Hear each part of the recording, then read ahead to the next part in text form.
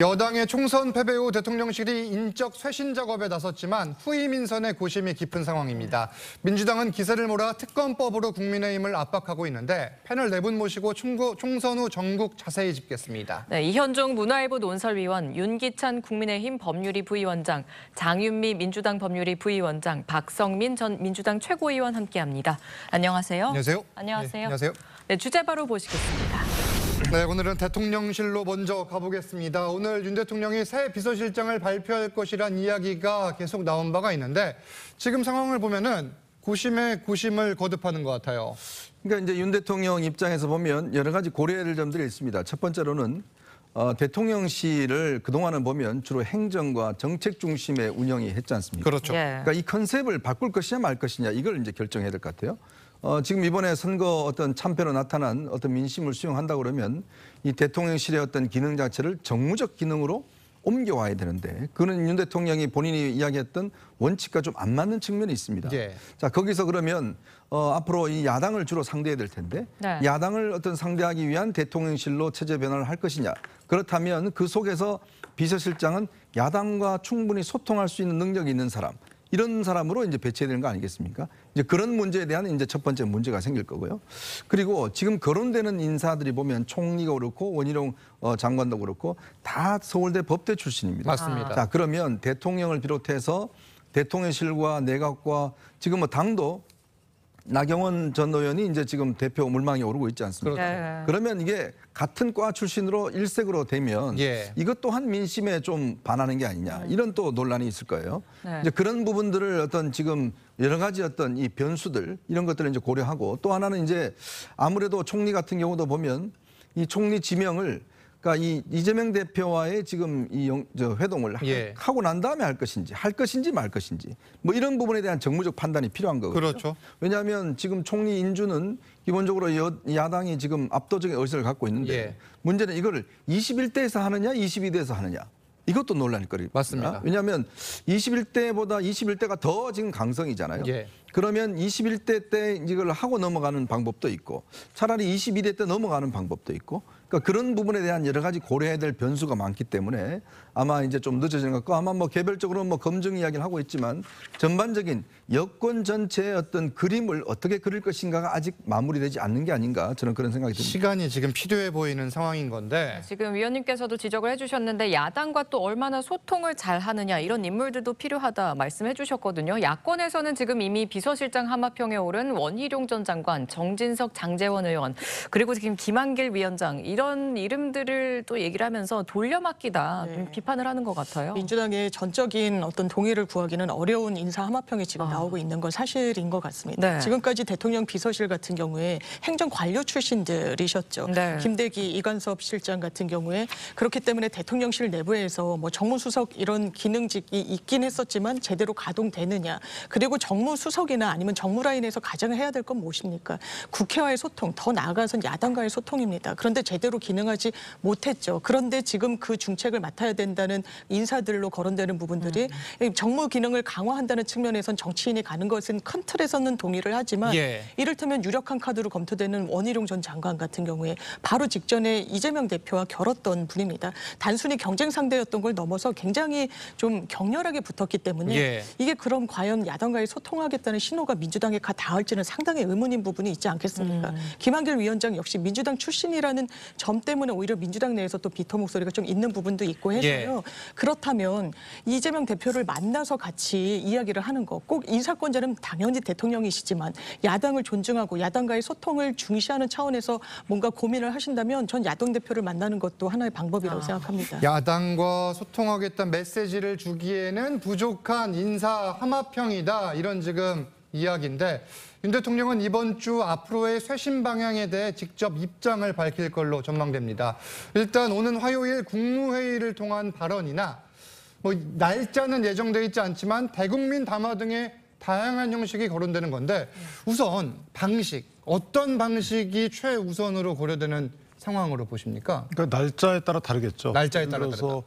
비서실장 등 인선이 맞춰진 다음에 하게 되면 예. 뭐 기자간담회도 그런 형식도 가능할 것 같긴 하지만 만약에 비서실장 등 참모 진영이 갖춰지지 않은 상태라 그러면 뭐 담화 정도로 가능할 수도 있다. 예. 그렇게 보여지고 지금 일단 대통령이 대국민 담화 등 메시지를 낼 때 어쨌든 지금 지적된 부분은 이제 대화 관계 불통이잖아요. 그렇죠. 예. 그것을 대화 관계 앞으로 잘하겠습니다 이렇게 메시지는 내지는 않을 거고 아마도 뭔가 조직 개편 등이 있겠죠. 예를 들면 뭐 정무장관직을 신설하겠다 이런 식으로 뭔가 조직이나 정책과 관련돼서 대화관계 메시지를 내야 될 테고 예. 만약에 지금 그냥 대화관계를 열심히 하겠다라고 하게 되면 또는 영수회담 제안을 받아들이겠다 이런 취지의 뭔가 그런 그 특정 사안과 관련된 메시지가 나올 것 같고 마찬가지로 이제 대여관계에서도 수직적 당정관계라고 그 진위협을 떠나서 네. 그런 문제 제기가 됐기 때문에 그 관련된 메시지가 나갈 수 있는 것이죠. 예. 그리고 이제 대국민 메시지는 이건 정치권의 문제인 것이고 그런 개혁 과제를 운운할 필요는 있어요. 그러니까 개혁 과제 관련돼서 이러이러한 개혁 과제 추진에 있어서 예. 야당과 협조를 하겠다. 이렇게 해야지 그냥 야당과 협조하겠다라고 하면 그동안에 야당과 협조 안 했다는 방증이 되는 것이고 그리고 대통령이라는 입장에서 보면 무조건 야당과 협조할 수도 필요도 없는 거잖아요. 만약에 정책이 국내 이익에 반하게 되면 그와 관련된 야당과 싸워야 되는 거잖아요. 예. 이런 식으로 일반적으로 야당과 영수회담 등을 통해서 야당의 의견을 받아들이는 걸 변론으로 하더라도 이번 민의 자체를 왜곡해서 설사 야당의 요구를 무조건 수용해라 이런 취지는 아닌 거라고 보여집니다. 그렇다면 개혁과제 선정해서 그 개혁과제를 야당과 함께 추진하겠다. 예. 이런 정도의 메시지가 담기지 않을까라고 생각합니다. 네, 그럼 민주당에서 대통령이 어떤 형식으로 어떤 메시지를 내야 한다 이렇게 보시나요?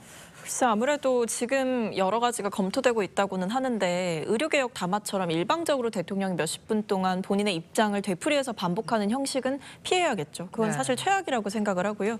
결국에는 지금 대통령께서 2022년 8월에 취임 100일 맞이 기자회견을 하고 나서 1년 반 동안 기자회견을 하시지 않았기 때문에 저는 기자회견의 형식을 채택하는 게 맞다라고 생각을 하고 예. 네. 여기에는 아마 필수적인 게 대통령의 대국민 사과가 있어야 되는 것이고요. 뭐 인사 관련한 메시지는 별도로 하더라도 그 외에 이제 김건희 여사 특검법, 그다음에 최상병 특검법 이런 부분들을 전면적으로 수용하겠다. 이런 메시지까지 나와줘야 아 대통령이 정말 국정 운영 기조의 변화를 꾀하고 있구나라는 것을 국민들께서 아실 것이라 생각합니다. 사과는 물론 특검법 수용 메시지도 있어야 된다. 이런 지금 주장인데 야당은 물론 지금 현재 여권 내에서도 이 영수회담의 필요성이 제기됩니다.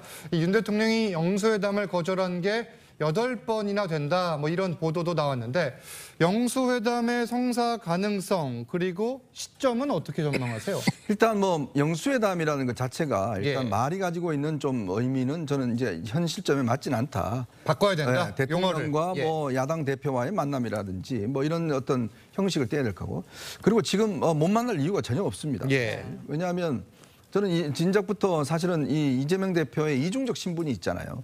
피고인이고 피의자의 신분이 있겠지만 예. 또 제1야당을 이끌어가는 당대표의 신분이 있는 거거든요. 그렇죠. 그렇다면 대통령은 법원과 검찰에서는 그런 어떤 피의자, 피고인의 신분이겠지만 정치의 영역에서는 제1야당 대표란 말이에요. 네. 그리고 지금도 보면 압도적으로 의석을 많이 가진 사실은 이제 야당의 대표 아니겠습니까? 그럼 당연히 대통령은 거기에 협조를 구해야 되고 정책 이야기를 나눠야 되는 게 저는 이번에 나타난 어떤 선거의 민심이다. 그렇다면 대통령이 이 문제에 머뭇거릴 이유가 없다. 예. 오히려 선도적으로 이 문제에 대해 적극적으로 대화를 하자라고 이야기를 해야 될 것이고요. 그렇게 이야기를 해야 국민들이 안심할 겁니다.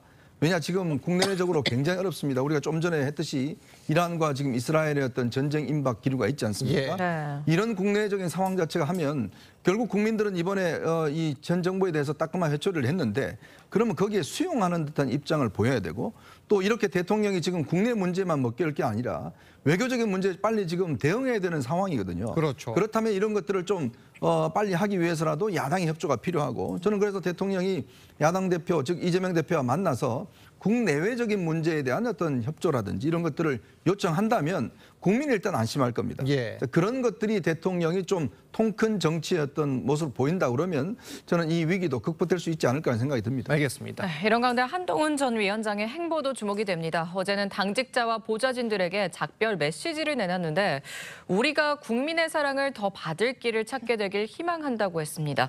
이걸 두고 또 향후 당권 도전 가능성을 시사한 거 아니냐 이런 목소리도 나오기는 해요. 저는 뭐 당권 도전의 마음을 갖고 있다고 봐요. 그리고 이제 당권 도전의 예. 마음 기저에 흐르는 것은 현 정치 지형 갖고는 본인이 갖고 있던 여러 가지 비전을 펼치기 어렵다. 예. 그러니까 정치 지형을 바꿔야 되는데 그 정치 지형을 바꾸기 위해서는 보수당이 다시 탈바꿈해야 된다라고 생각할 거고 예. 그런 보수당이 탈바꿈하기 위해서는 그때 선거 전략보다 더 중요한 것은 이제 정치 지형을 바꾸기 위한 국민께 어필할 수 있는 정책들이에요. 또는 강령들 예. 이런 것들과 관련돼서 기본적인 고민을 하지 않을까라는 생각이 드는 거고 저는 젊은 분들이 그런 고민을 해왔거든요. 기존에 보수당이 갖고 있던 지역 그 구두에 기댄 이런 그 쉬운 선거 전략 말고 예. 지금 전반적으로 저희가 5% 정도만 졌다고 하지만 어쨌든 소선구조 하에서는 이게 전제되는 하에서는 계속 질 수밖에 없는 그럴 수도 있어요. 그렇다면 이걸 어떻게 바꿀지에 대해서 갈등 구도 제표를 한다든가 예. 이런 식의 시도 내지 노력을 하지 않을까 그런 비전을 갖고 와서 당대표 선거에서 만약에 나 이런 거 펼칠 테니까 예. 나 찍어줘라고 하지 않을까 네. 저는 개인적으로 그렇게 생각합니다. 당권에 대한 뜻이 있다 이렇게 분석을 해 주셨는데 뭐 다르게 생각하시는 분도 있을 것 같고 지금 전당대회 신점은 아직 안 나왔습니다. 비대위로 일단 가다가 전당대회를 몇 개월 뒤에 할 수도 있는 거고 지금 사실 선거 결과를 두고선 한동훈 위원장의 책임론을 두고선 이야기가 분분했잖아요. 만약에 한 전 위원장이 실제 등판을 한다. 어떤 상황이 펼쳐질 걸로 예상하십니까? 그러니까 지금 사실은 이제 윤 대통령과 이번에 이제 그 예. 선거 과정을 통해서 여러 가지 어떤 안 좋은 관계들이 설정이 됐지 않습니까? 그렇죠. 예.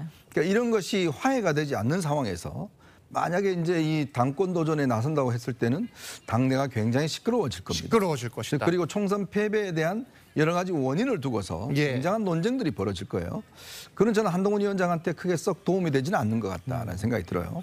왜냐하면 어쨌든 한동훈 위원장이 새롭게 등장한 어떤 정책인 이 신성이지만 그러나 또 한편으로는 현재 어떤 이 부분에 대한 어떤 좀 책임도 있는 거거든요. 그렇다면 저는 당장 예를 들어서 어떤 이 당 대표직을 해서 예. 그렇게 되면 이제 대통령실과의 관계는 굉장히 더 악화될 수밖에 없을 겁니다. 자, 그런 길을 선택할 것인지 아니면 좀 더 어떤 축적의 시간을 가지고 본인의 어떤 정책 역량을 키워나가야 될 것인지 예. 그 고민이 좀 있을 거예요. 그런데 이제 이 수도권 이번에 낙선자한테 했다는 이야기는 제가 볼 때는 뭘 해야 된다는 이야기가 아니라 자 우리가 앞으로 일단 지향점이 뭐다라는 예. 것을 제시한 것 같습니다. 자, 그런 측면에서는 저는 아마 이 비대위 같은 경우도 이제 더 이상 필요 없다. 뭐 맨날 비대위만 하면 어떻게 되겠습니까? 그러니까 정상적인 이제 당 시스템으로 돌아가야 된다. 그 시간이 좀 걸리더라도 예. 정상적으로 가고 그리고 이 전당대회라는 게 어떤 면에서 보면 모든 정책 주장과 감론 백가쟁명을 벌이는 거 아니겠습니까? 예. 그 속에서 여당이 어떤 앞으로의 진로를 결정하는 거 아니겠어요? 정말 여당이 앞으로 보수 혁신을 어떻게 할 것인지 이런 부분에 대한 논쟁들을 정말 세게 한번 붙고 네. 거기서 나오는 대표가 앞으로 당에 어떤 힘을 실어주는 예. 이러한 방향으로 가야지 뭐 지금 어렵다고 해서 또 비대위하고 또 한다? 이거는 굉장히 시간 낭비입니다. 그렇기 때문에 좀 시간이 걸리더라고. 이거 뭐 당장 선거가 있는 것도 예. 아니잖아요. 아직 내년에 선거가 없고 시간이 있기 때문에 좀 더 시간을 두고서 당 내부가 예. 좀 더 치열하게 논쟁을 벌이면서 그 속에서 새로운 길을 찾아나가는 저는 그러한 과정이 필요하지 않을까 싶습니다. 이게 실제 이제 한동훈 위원장을 직격하는 분이 있는데 이제 총선 패배의 책임이 한 위원장에게 있다. 이 홍준표 대구시장의 이야기입니다. 네. 이 윤 대통령은 정권 교체라도 하게 해줬는데 한 위원장은 지옥을 맛보게 해줬다. 그리고 이 한 위원장이 셀카만 찍다 말아먹었다. 사냥개가 되어 우리를 짓밟던 사람을 데리고 왔다. 독설을 쏟아냈거든요. 그러니까 1차적으로는 차기 경쟁 주자에 대한 견제 예. 성격이 있지 않겠냐. 당연히 그런 해석 나올 것 같고요. 네. 말의 수위가 상당히 높습니다. 깜도 안 되는 사람이 들어와서 셀카 놀이하다가 당의 선거를 망쳤다라고 이야기를 합니다. 그리고 또 하나는 홍준표 시장 같은 경우에는 탄핵 세력에 대한 불만 굉장히 가끔씩 이제 토로를 하고 있는데요. 예. 사실 이 탄핵과 관련한 국정농단 수사를 하는 데는 한동훈 비대위원장이 있었던 게 사실이죠. 그 당시에는 아마 박근혜 전 대통령의 탄핵에 가장 자기 확신을 가졌던 국민은 한동훈 위원장이었을 겁니다. 그 부분을 강성 지지층들이 어떻게 판단하는지의 문제가 여전히 숙제로 남아있는 부분이 있고요. 또 하나는 인간적인 뭐랄까요, 반감도 녹아져 있는 것 같습니다. 그렇게 여러 차례 대구를 방문하면서 홍준표 시장 한 번도 만나지 않았거든요. 네. 그렇네요. 네, 이 부분과 관련해서도 사실 굳이 아마 한동훈 비대위원장도 본인의 경쟁자라고 생각해서일지 모르겠지만 예. 정치인으로서는 약간 협량해 보이는 부분이 있었기 때문에 이런 부분이 다 녹아져서 이런 강도 높은 발언이 나오는 것 같습니다. 네, 지금 홍준표 대구시장이 한동훈 위원장에 대해 날선 모습을 보였던 것은 이번뿐만이 아닙니다. 네, 과거 라디오 인터뷰 당시에는 인터뷰를 아예 중단하기까지 했는데 당시 모습 함께 보시죠. 한동훈 네. 장관이 총선 나올 거다, 안 나올 거다, 나와야 된다, 안 나와야 된다 말들 많아요. 홍 시장님 의견은 어떠십니까? 나는 의견 없어요. 누구 특정인에 대해서 나오다 나오지 마라 그것도 난센스인 게 아, 총선은 총력적입니다. 총선에 도움되면 나가야 됩니까? 그거는 내가 한 말도 아니죠. 질문 자체가 덜이다. 아유, 한동훈 장관 이야기는 별로 하고 싶어 하지 않으시는 것 같고, 이준, 말을 그래 하면 안 되죠. 어? 방자합니까? 아이고, 이준아 끊읍시다. 이상하게 말을 돌려가지고 아침부터 그래서. 아이고, 죄송합니다. 아니, 그러면요. 아이고, 홍 전화 시장님. 끊습니다. 아이, 홍 시장님. 홍 예. 시장님. 아이, 전화 이렇게 끊으시면 안 되죠. 청취자들이 듣고 끊으셨어요, 지금? 자, 이제 두 사람의 대화를 두고선 여러 이야기가 당시에 나왔었는데 뭐 사실 생방송 인터뷰를 이렇게 중단하는 것은 굉장히 이례적인 일이긴 합니다. 이 두 사람이 홍준표 시장과 한 전 위원장 대권 가도화에서 벌써부터 뭐 경쟁 관계다 이렇게 봐야 되는 겁니까? 어떻게 보세요? 그렇게 볼 수밖에 없지 않겠습니까? 그리고 뭐 아무래도 한동훈 비대위원장이 과거에 이제 국정농단 수사를 했던 주역이다 이 부분을 부각시키는 건 역시도 전 정치적 계산이 깔려 있다고 봐요. 정말 감정적으로 이 사람들은 수사를 했던 사람들이 보수 정치인을 한다는 게 말이 되지 않는다 이런 정말 논리적인 이유도 있겠지만 네. 한편으로는 그렇게 강조하면서 뭐를 끌어올릴 수 있냐 지지층에게 보수의 전통적인 적통 정치인은 나다라는 것을 어떻게 보면 한 번 더 부각시키는 효과가 있는 거거든요. 그러니까 저 말은 밖에서 박근혜 전 대통령 수사하다가 들어와서 갑자기 보수 정치인인 척 하지 말아라 예. 라는 의미도 담고 있는 것이기 때문에 한동훈 장관을 직격하면서 지지층에게 한 번 더 이제 본인의 지지를 끌어올릴 수 있는 그런 정치적 장치가 있다고 볼 수 있기 때문에 이번에 한동훈 비대위원장에 대한 이런 강도 높은 이야기는 결국 이 엄청난 패배에 대한 책임을 물을 사람들 국민들은 또 찾고 있지 않겠습니까? 예. 보수 진영 내에서는. 네네. 그러다 보니까 한동훈 책임론을 부각시키려는 의도가 확실해 보입니다. 네, 국민의힘과 대통령실의 관계 설정도 새로운 과제인데 민주당의 박지원 당선인은 윤 대통령을 향해 국민의힘을 탈당하고 거국 내각 구성을 선언해야 한다고 했습니다. 이게 실현 가능성이 있다고 보십니까? 글쎄요, 뭐 필요성이 있는지 모르겠어요. 예. 탈당한다고 해서 여당과 대통령 관계가 달라진다고 보여지지는 않고 네. 거국 내각을 구성하는 특별한 이유가 있어야 되는 거 아니겠습니까? 예를 들면 그러면 지금 야당이 윤 대통령의 국정 추진에 협조하지 않겠다는 거 아니겠어요? 만약에 그 협조하지 않겠다, 이거 일반적인 입장을 이렇게 내면 안 되는 것이고 예를 들면 특정 사안에 따라서 금방 말씀하신 무슨 특검안 여기에 대해서는 저렇게 얘기할 수 있겠죠. 그런데 지금 의석수를 그렇게 많이 확보했다고 해서 대통령의 3년 임기 남은 대통령의 만약에 국정 운영을 방해한다. 그럼 저는 또 국민의 심판을 받을 거라고 보고 저것은 하나의 코치라고 생각되지만 저는 개인적으로 거국 내각이라는 것은 예. 지금 이 대통령제와 그 국회와 관계를 고려해 볼 때 지금 필요치 않다. 왜냐하면 그렇죠. 총리는 모르겠습니다. 총리는 개인적으로 인준을 통과해야 되고 하기 때문에 예. 총리 정도는 야당에서 원하는 인물을 내세울 수는 있지만 내각 자체를 그렇게 한다는 것은 대통령의 행정권을 잃는다는 거거든요. 네. 저는 개인적으로 지금 아직 그럴 때는 아니다 이렇게 생각합니다. 알겠습니다. 저희는 다음 주제로 가보겠습니다. 이번은 민주당 소식입니다. 총선에서 압승을 거둔 민주당은 최상병 특검법을 수용하라 이렇게 연일 압박하고 있습니다. 대통령이 이번에도 거부권을 행사하면 국민적 저항을 막게 될 것이다. 이런 이야기도 했는데 첫 대여 공세 카드로 최상병 특검 카드를 들고 나온 이유 뭡니까? 국민의힘에서도 거부할 명분이 없기 때문에 명분이 없다. 이를테면 김건희 여사 특검법이나 한동훈 특검법이 국민들 보시기에 일부 진영에선 이거 사감이 섞인 거 아니야라고 판단하실 수 있습니다. 그럴 예. 여지가 열려 있죠. 최상병 특검법 그렇지 않습니다. 오히려 보수 지지자라면 우리나라에서 군복무를 위해 희생하다가 실종자 수색하던 중에 안전장치 하나 없이 사병이 사망했는데 거기에 대한 어떤 원인 같은 것을 수사하는 데 있어서 제동이 걸렸다고 국민들이 생각하고 계시는 겁니다. 그중에 키맨이라고 일컬어지는 김계한 사령관 같은 경우에도 총선이 지난 직후에 내가 이야기하지 못한 여러 말하지 못한 고뇌가 있다 이런 취지로 이야기를 했습니다. 네. 뭔가 위압이 있었다, 압박이 있었다 이렇게 보여지는 측면들이 있죠. 증거도 거기에 부합하게 나오고 있고요. 이걸 지금 제대로 수사하고 있습니까? 오히려 박정훈 전 단장이 수사받고 기소되지 않았습니까? 네. 영장까지 쳤었던 사안입니다. 그렇기 때문에 이 부분과 관련해서는 현재 수사기관에 맡기면 어렵다. 이게 특검으로 실체를 밝혀야 된다라는 부분. 그래서 안철수 전 대표 같은 경우에도 현 의원 같은 경우에도 최상병 특검에 예. 대해서는 찬성 입장 밝히고 있는 것 같습니다. 이런 상황에서 오늘 조국 혁신당도 민주당이 21대 국회에서 최상병 특검법을 통과해주길 바란다 이러면서 힘을 실어줬습니다. 어떤 의미가 있다고 보십니까? 그러니까 뭐 조국 혁신당의 어떤 당의 정체성과 목표 자체가 기본적으로 어떤 뭐 정책이나 또 뭐 국민 전체를 위한 것보다는 기본적으로 사법적인 문제에 대한 공격수 역할로 등장한 정당 아니겠습니까? 예. 그게 어떤 존재 가치고 그 존재 이유겠죠. 그러니까 첫날 딱 당선 끝나자마자 바로 대검 가서 시위하는 것부터 시작해서 예. 이 당이 가지고 있는 정책 목적이 뭐 분명하다 이런 것들을 보여주고 있는 것인데 글쎄요 이제 이게 어떤 면에서 보면 국민들이 앞으로 이제 이 야당에다가 일단 의석은 줬지만 국민들이 근본적으로 바라고 있는 거는 결국 이제 국정 안정이라든지 또 물가 문제라든지 등등 삶이 바뀌는 거 아니겠어요? 근데 이제 자꾸 이런 방식 즉 특검이나 뭐 이런 걸로만 공격을 개성할 경우에 국민들은 언젠가 또 이게 마음이 돌아설 가능성이 있습니다. 예. 자, 수권 야당이라는 이야기를 하잖아요. 그건 뭐냐 하면 집권할 수 있는 능력과 가능성이 있는 야당을 이야기를 하는 거거든요.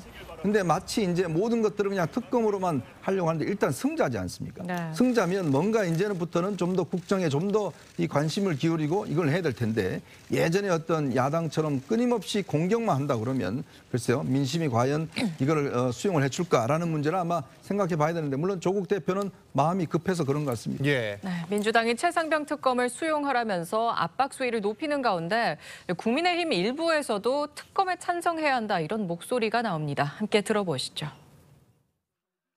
민주당 주도로 조만간 최상병 특검법 그러니까 표결 처리에 나설 것 같은데요. 국민의힘이 이거에 대해서 어떤 입장을 보여야 된다고 생각하세요? 저는 저 개인적으로는 찬성입니다. 그럼 찬성표 던지실 계획이세요? 저는 그렇습니다. 자, 일단 국민의힘은 지금까지는 이 민주당이 무리한 특검법을 발의하고 있다 이렇게 비판을 해왔지만 총선 참패 이후 기류가 조금은 다릅니다. 일단은 공식적인 당론은 아직 정해지지 않은 게 맞습니까? 뭐 그렇게 알고 있어요.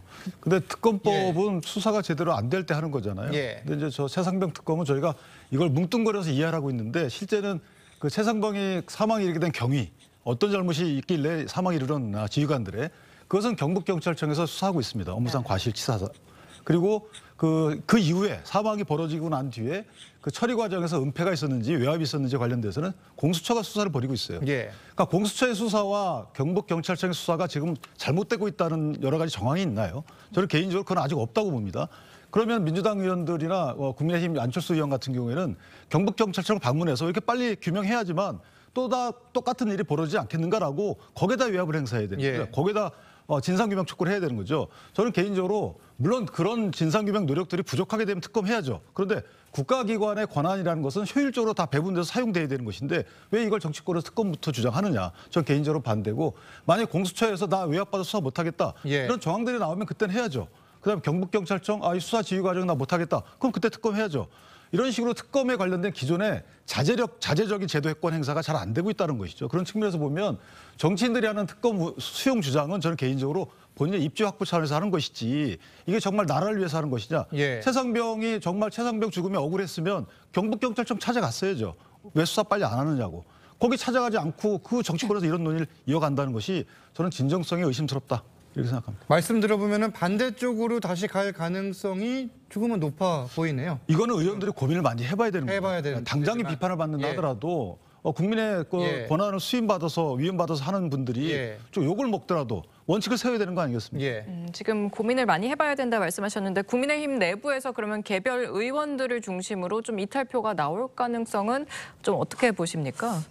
아마 저는 가능성이 꽤 있을 거라고 봐요. 꽤 있을 것이다. 네, 왜냐하면 지금까지는 사실은 대통령, 그러니까 정부와 그 여당 간의 관계 자체가 굉장히 수직적이었다 보니까 대통령의 눈치를 많이 보는 모양새였거든요. 예. 사실 결국 이 최상병 사망 사건의 그 수사 외압, 몸통은 대통령실이다라고 보고 있는 거예요. 지금 민주당 입장에서는. 네. 근데 이 부분에 대해서 당연히 그동안 공천을 앞두고든 뭐든 간에 이 보수 진영의 정치인들이 이야기하기가 굉장히 어려웠겠죠. 하지만 지금은 무슨 시간이냐. 대통령과 거리를 확 벌려야 되는 시간입니다. 예. 대통령과 어떻게 보면 대립각을 세우는 사람이 차기 보수 정치인이 될 수도 있는 그런 구도가 만들어져 버렸어요. 이번 총선의 결과를 보게 되면. 네. 그러니까 방금 우리가 봤던 영상에서처럼 안철수 의원이 본인이 갑자기 나서서 이제 이걸 통과시켜야 된다, 받아야 된다 이런 이야기들을 하고 뭐 여러 험지에서 당선된 청년 정치인들도 김건희 여사 특검법 받아야 된다 네. 이런 얘기들까지 하는 걸 보면 여당의 입장이 상당히 내부에서 전향적으로 바뀌고 예. 있는 것이다. 그리고 이거는 앞서도 말씀드렸듯이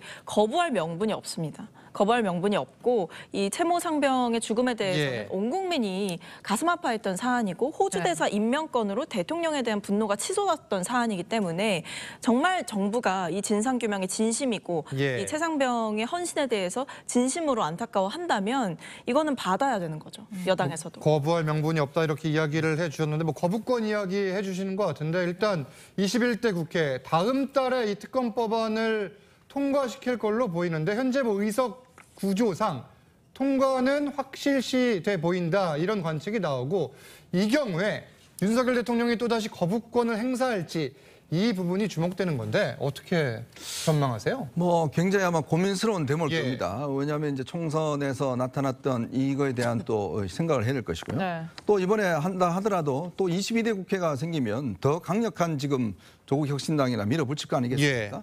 이제 그랬을 경우에 아마 국민의힘 내부에서도 이 문제에 대한 어떤 동조하는 부분들이 있기 때문에 아마 대통령 입장에서도 과연 거부권 행사만으로 이걸 막을 수 있겠느냐 현실적으로 예. 근데 그러한 정무적 판단들을 좀 해봐야 될 거예요. 그러니까 결국 밀려서 할 경우와 예. 아니면 선제적으로 이거를 뭐 예를 들어서 어떤 내용들 좀 바꾸면서 합리적으로 할 수 있는 부분들 뭐 이런 부분 사이에서 이제 고민스러운 대목일 거고 그건 아마 이제 새롭게 지금 대통령실이 이제 구성이 된다 그러면 그거에 대한 좀 더 정무적인 판단들을 아마 내리는 과정이 있지 않을까 싶습니다. 알겠습니다. 이런 상황에서 야권은 22대 국회에서 김건희 여사 특검법을 우선 추진하겠다고 밝혔습니다. 민주당은 12석을 확보한 조국 혁신당과 연대를 해서 어떻게 보면 압박 수위를 좀 높여나갈 네. 수도 있을 것 같아요. 그럴 수밖에 없을 겁니다. 21대 국회에서는 대통령께서 거부권 행사하셨죠. 네. 많은 헌법학자들이 부적절하다고 이야기했습니다. 사실상 대통령께서 당사자 지위에 있으셨거든요. 네. 그리고 그 당시에 특검 법안은 이제 도이치모터스 주가 조작과 관련한 부분만 있었지만 아마 22대 국회에 가서는 마지막에 민주당이 발의했던 그러니까 한번 거부권 행사한 예. 이후에 재발의했을 때는 명품 가방 수수와 관련한 의혹도 들어갔었습니다. 그렇다면 22대 국회에는 도이치모터스 주가 조작 사건을 한 축으로 그리고 김건희 여사가 명품백을 수수한 부분과 관련해서도 넣어서 같이 수사를 하도록 법안을 만들 것입니다. 그리고 그 부분과 관련해서 대통령께서 거부권 행사하실 가능성 여전히 열려 있겠죠. 그런데 다시 한번 22대 국회에서 재부의가 됐을 때 예. 8표 이탈표만 있으면 사실상 이거는 가결이 되는 겁니다. 야권이 다 찬성을 한다는 전제하에 맞습니다. 예. 190표 플러스 이제 알파로 계산이 돼서 표 산정도 21대 국회와는 달라졌고 무엇보다 국민들이 의구심을 갖고 있습니다. 단 한 번 소환 조사하지 않는 거 이상합니다. 국가권익위도 명품백 수수와 관련해서는 총선 이후에 들여다보겠다고 했던 만큼 이 부분 속도를 내지 않으면 이 또한 거부할 명분이 상당히 좀 퇴색할 수밖에 없어 보입니다. 그러니까 22대 국회에서 김건희 여사 특검법 발의가 뭐 지금 예고가 돼 있고 뭐 표결에 붙일 게 확실시돼 보이는데 국민의힘은 아직까지는 이에 대해서는 공론화를 안 하는 상황 같은데 맞습니까? 지금 저 특검법은 법안 자체가 국회 논의의 대상이 되지 않았잖아요. 그렇죠. 이제 거부권 행사 이후에 법안이 만들어져서 다시 제출되고 그것이 패스트트랙 통해서 이렇게 이런 그 의결 과정을 거치고 있지 않기 때문에 예. 아직은 입장이 정해질 수가 없는 것이죠. 그리고 특검 법안 자체가 어떤 내용을 담고 있는지에 대해서 아직 알 정해지지 수 않았기 없어요. 때문에 예. 원론적인 얘기들만 오가고 있는 거고 이준석 개혁신당 대표도 원론적인 얘기만 하고 있잖아요. 예. 기본적으로 도이치모터스와 관련돼서는 본인은 찬성이다라는 취지의 얘기를 하고 있고 나머지 부분 담는 것은 반대다. 이런 식이기 때문에 저는 정치권 논의가 본격도 되려 그러면 조금 더 구체된 입법안이 나와야 되지만 그 이후에만 가능하지 않을까라고 생각을 합니다. 다만 예. 명품백 관련해서는 비난의 소지가 크죠. 사실 굉장히 큽니다. 근데 이걸 만약에 그 구성 요건을 갖다 들이대면 사실은 처벌 조항이 없어요. 예. 청탁금지법 내에 그것이 직무와 관련됐다는 내용이 없다 그러면 설령 있다 하더라도 김건희 여사는 처벌 대상이 아니고 대통령이 처벌 대상입니다. 근데 대통령은 재직 중에 형사소출 받지 않습니다. 예. 그러니까 이거 수사를 하려는 의도가 사실은 안 맞는 거죠. 그러니까 그런 부분과 관련된 정치권의 논의가 다 된 뒤에 만약에 정치된 특검법안에 나오면 그때 입장들이 정리되지 않을까 이렇게 생각합니다. 알겠습니다. 네, 총선 기간 동안 막말 논란이 불거졌던 김준혁 당선인과 관련된 내용도 짚어보죠. 네, 자신의 저서에서 퇴계 이황 선생의 사생활 내용으로 논란을 낳은 바가 있는데 김 당선인이 최종수 성균관장을 찾아가서 사과를 했다고 합니다. 영상으로 먼저 보시죠. 퇴계 선생님을 이렇게 낮게 이야기하는 것이 아니라 현황하고 높이 평가하는 과정에서 그냥 일부 나왔던 이야기였는데요. 그럼에도 불구하고 저는 죄송합니다. 제일 먼저 와주시니까 너무 고맙고요. 제가 이제 많은 항의를 받았어요. 성균관장으로서 해야 될 거니까 좀 그렇게 얘기를 하고 좀 그렇게 했는데. 네, 지금 보신 것처럼 직접 사과를 했는데 김준혁 당선인이 오랫동안 전해오던 이 구비 문학을 토대로 이황 선생을 소개하려던 의도였다 이렇게 해명을 했거든요. 어떻게 들으셨습니까? 뭐 이제 아무래도 당사자분들을 만나서 직접 물의를 일으킨 데 대해서 사과를 드리겠다라고 했던 이제 본인의 행동을 실천으로 옮기는 건 저는 굉장히 다행이다라고 생각하고요. 네. 본인이 직접 누구누구 만나겠다라고 다 올리셨었더라고요. 그래서 지금 그걸 실천하는 과정이고 아무래도 발언이 그러니까 언론에서 이제 뭐 사용됐던 그런 문장의 배경들을 좀 설명하는 과정에서 이런 표현들을 하는 것으로 보이는데 어쨌든 본인의 발언이 부적절했다라는 거는 당사자도 인지를 하고 있는 것 같습니다. 그런 점에서 앞으로 계속해서 뭐 의정활동 과정 중에도 피해자분들이나 아니면 굉장히 이 발언들 여러 발언들에 대해 불쾌했던 분들을 직접 만나면서 사과를 하는 자세 이게 앞으로도 지속적으로 필요해 보인다. 단순히 이 한 문장이나 본인의 짧은 해명만으로 뭐 해소될 상황은 아닌 것 같다라고 생각합니다. 예, 다만 김준혁 당선인은 지난 12일에는 막말 논란에 왜곡된 보도가 맞았다. 그러니까 전체 내용 없이 일부만 발췌해서 보도가 됐다. 이런 의미. 이것도 논란을 낳았던 이 양문석 당선인은 언론사 징벌 법안을 1호로 내겠다 이렇게 밝혔는데 언론으로 책임을 돌리는 것 같은 발언들이 당선 뒤에 또 나오고 있어요. 문제는 자기들이 문제를 발생시켜 놔놓고 그걸 보도한 언론들을 탓하는 게 참 어떤 하나의 패턴이 있는 것 같습니다. 자, 지금 보면 이 김준혁 당선인 같은 경우도 그렇다면 예를 들어서 만약에 후세의 어떤 역사학자가 요즘 다루고 있는 증권과 진화시라는 게 있지 않습니까? 정보지? 네. 그걸 토대로 해서 책을 냈다고 그러면 어떻게 평가를 할까요? 그러니까 마찬가지로 본인이 역사학자지 않습니까? 역사적 사실에 대한 어떤 이 일부의 어떤 이 이야기들 이거를 갖다가 마치 어떤 정설인 양 이렇게 이야기를 한 거 아니겠습니까? 그걸 언론에서 문제 제기를 한 거예요. 자, 그렇다면 본인이 역사적 근거가 있다 그러면 그걸 제시를 해야 될 거 아니겠습니까? 그런데도 불구하고 그냥 사과만 하고 왜 이걸 보도했지? 라고 이제 언론계만 지금 때립니다. 양문석 지금 당선인도 마찬가지예요. 지금 뭐 본인의 일단 이 대출 관련해서는 이미 다 드러난 사실 아닙니까? 근데 그걸 보도한 언론을 지금 징벌적으로 하겠다고 이야기하는 것인데 그야말로 이제 입을 막겠다는 이야기죠. 그러니까 정말 당선인 전의 시절과 이후의 시절이 180도 달린 거 아니겠습니까? 참 걱정스럽습니다. 이런 분들이 앞으로 국회에 나가서 어떠한 또 입법을 할지 또 어떠한 이유를 댈지 다 언론인 문제인 것 같습니다. 뭐 전체 맥락을 보지 않고 보도가 이루어졌다 이런 지금 주장이 나온 건데 이 상황도 계속 지켜보기로 하고 이 차기 국회의장이 누가 될지도 주목되고 있습니다. 국회의장은 원내 1당 출신 가운데 당내 최다선 의원이 보통 맡았는데 지금 6선이 된 사람들이 있습니다.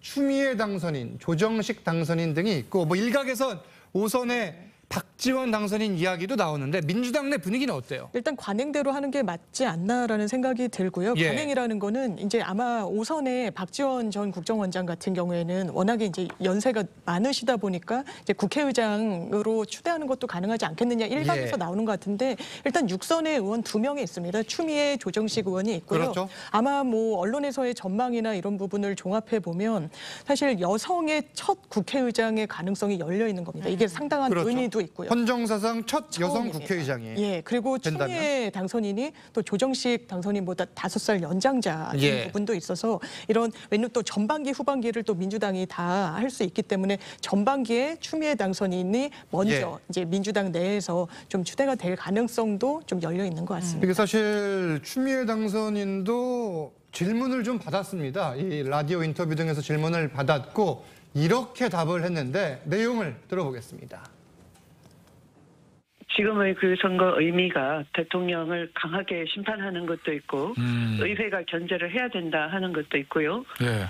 그래서 그런 의회 혁신적 과제에 대한 그 흔들림 없는 역할을 기대하신다면 주저하지는 않겠다. 중립적인 어떤 포지셔닝이 요구되는 자리잖아요. 대파가 좌파도 우파도 아니듯이요. 국회의장도 물론 당연히 좌파도 아니고 우파도 아니고 그렇죠. 그렇다고 중립은 아닙니다. 자, 좌파도 아니고 우파도 아니다. 그렇지만 중립도 아니다. 뭐 이게 듣기에 따라서는 해석을 달리할 수도 있겠지만 중립은 아니다. 이게 어떻게 봐야 됩니까? 저게 모든 게 들어있죠. 저는 예. 개인적으로 추미애 당선자께서 사실은 잘 하실 수도 있지만 예. 어쨌든 기본적으로 저런 말씀을 통해서 저희가 보게 되면 일단 준비가 안 됐다. 국회의장직이라는 것이 사실은 어른으로서 여야를 조율해야 되잖아요. 예. 조율하고 또 대통령과의 관계도 원만히 나가야 되는 것인데 지금 대통령과 관계도 이전의 경험에 비춰보면 좋은 상태가 아니잖아요. 네. 법무장관 때 검찰총장이었기 예. 때문에.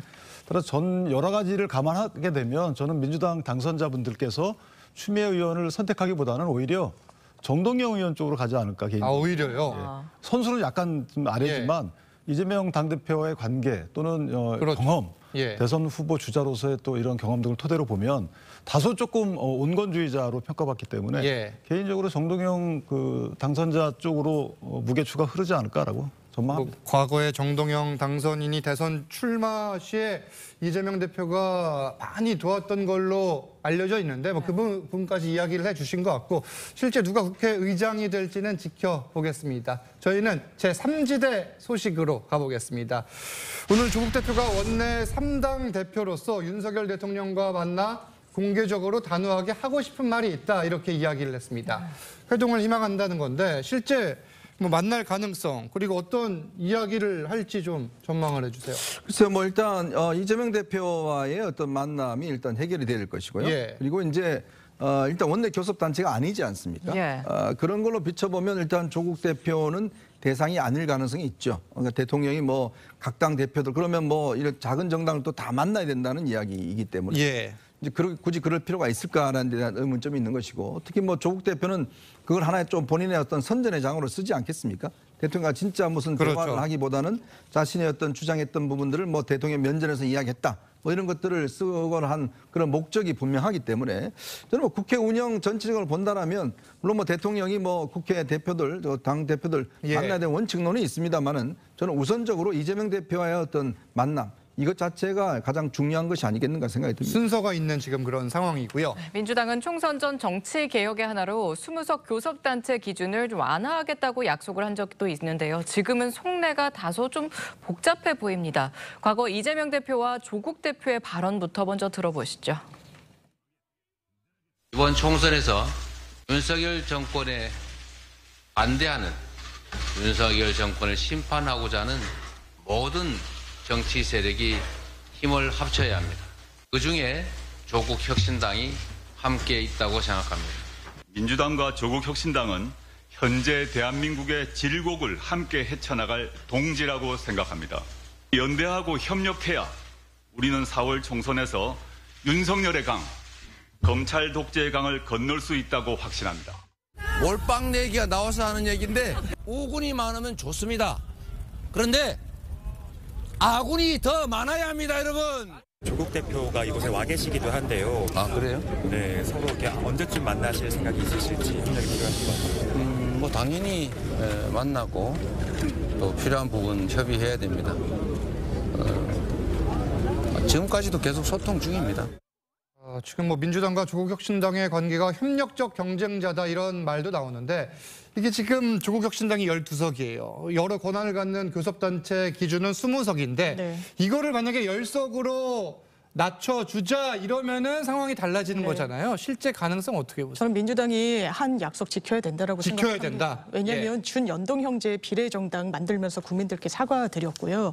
그 대안으로 사실상 다당제를 조금이나마 그 소통을 열어주는 출로로 이런 이 원내 교섭단체의 그 조건 완화가 있는 것이거든요. 국회법을 개정하면 되는 문제입니다. 그리고 교섭단체가 되면 뭐 국무위원 출석권이든 상임위에서 간사권이든 이 원내에서 소통할 수 있는 굉장히 정치력이 입지가 넓어집니다. 그것을 민주당이 약속하고 뭔가 정치적인 지형 때문에 상황 때문에 지키지 않는다? 저는 온당한 방향이 아니라고 생각합니다. 근데 이게 20석이라는 거는요. 기본적으로 각 상임위의 의원이 한 명씩 배당된 걸 전제로 해서 원내 교섭단체라는 게 있는 거거든요. 그렇죠. 네.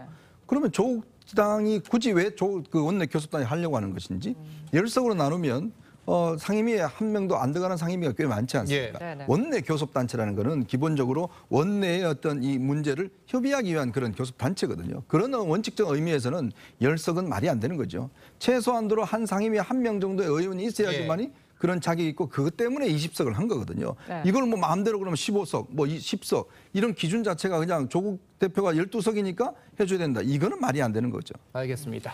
이런 가운데 조국혁신당과 개혁신당에서는 윤 대통령을 직격하는 목소리가 커지고 있습니다. 천하람 개혁신당 비례대표 당선인은 대통령 임기 단축을 거론하기도 했는데요. 조국 대표의 입장과 함께 들어보시죠.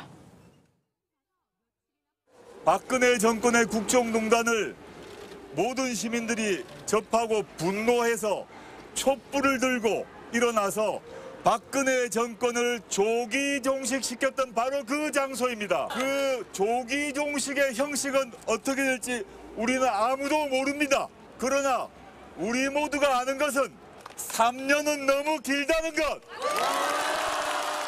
이제는 7공화국으로 가야 된다. 예. 그래서 대통령 4년 중임제와 4년 결선 투표제를 포함하는 헌법 개정이 있으면 좋겠다고 예. 저희가 말씀드렸고 그리고 제가 봤을 때 그다지 잘하시는 것 같지 않은데 차라리 그냥 임기를 좀 단축하는 어떤 개헌의 주인공이 되시는 것이 더 대한민국 정치 발전에 도움이 되는 거 아니냐. 자, 이준석 이 대표의 경우에는 다음 대선이 3년 남았다는 이야기에 3년이 확실하냐 뭐 이렇게 이야기를 했고 천하람 당선인은 임기 4년 중임제 개헌이 필요하다. 윤 대통령에게 자신의 임기를 단축할 것을 요구를 했는데 이게 현실적으로 가능한 내용입니까? 이게 법률적으로 이제 헌법상 규정에 따르면 제한 당시에 대통령에게는 임기 변경이나 또는 중임 여부 변경 이거는 그런 개헌은 또 효력이 미치지 않거든요. 현직은 불가능한 거잖아요. 그러니까 저 말은 뭐냐면 조국 대표는 그냥 단순하게 임기를 그만둬라 중간에 이렇게 얘기하잖아요. 그 말을 애둘러서 표현한 걸로 그 이상 그 이하도 아니에요. 그러니까 천하람 대표가 한 얘기는 임기를 1년 전에 그만두라는 얘기잖아요. 그러니까 저 말은 사실은 글쎄 그렇게 해야 할 특별한 이유가 있는지 모르겠는데 그럼 아예 그렇게 그냥 솔직하게 얘기를 하든지 헌법 개정을 그렇게 해서는 그 헌법 개정으로 인한 효과는 거기에 미치지 않습니다.